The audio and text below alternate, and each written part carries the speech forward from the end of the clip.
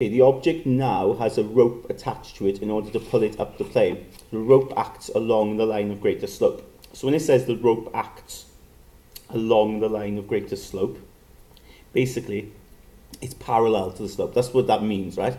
Along the line of greatest slope, it's just parallel, and it's pulling it up. So we've got here our rope, okay, pulling up. So there'll be some sort of tension there in that rope, causing it to pull the object up. So label all the forces now acting on the object. So we've got that tension. Of course, we've got this weight again, yeah, which acts downwards, okay, which would be 30G, yeah, same value as before. And then we've got the reaction then. Okay. Now remember, when you draw the reaction in, I want you to draw a dotted line here, okay, and a dotted line then parallel to the incline. And remember then, that angle there, as we discussed before, is the same as this angle here, 20 degrees.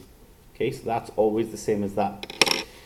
So we can then, of course, resolve, we can look at the components perpendicular to the plane, parallel to the plane. Again, if you want to, you can turn it round. That might be easier for you to see. So with the angle there, that's going to make that 30G cos 20. Okay, and then opposite to the angle, which is this side here, it'll be 30G sine 20. Okay, so it says if the tension in the rope is 120, determine the acceleration. So it's going up the plane, okay, and if it's going up the plane, you need to have the arrow for acceleration there, okay, to show it's accelerating up. And then we're going to use Newton's second law, okay. So then we can determine what the acceleration is, okay, because it's moving up. So with Newton's second law, remember the resultant force equals to mass times acceleration. The resultant force will be, well, 120 pulling it up.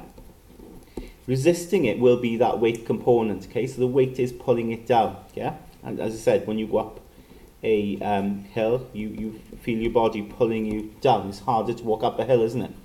So 120 pulling you up, take away that weight component. Okay, so again, when I'm using Newton's second law, it's along the plane, right? Okay, or parallel to the plane, might be better. Parallel to the plane. In other words, in the direction of motion. Okay, it's in the direction of motion because it's going along the plane that way.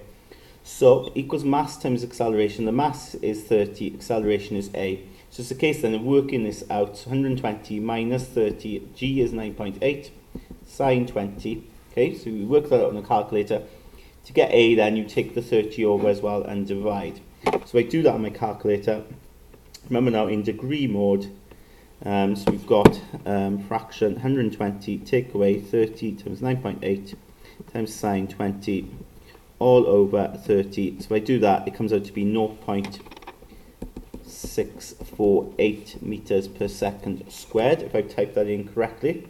Okay, and that is that's what we've got. That's our acceleration.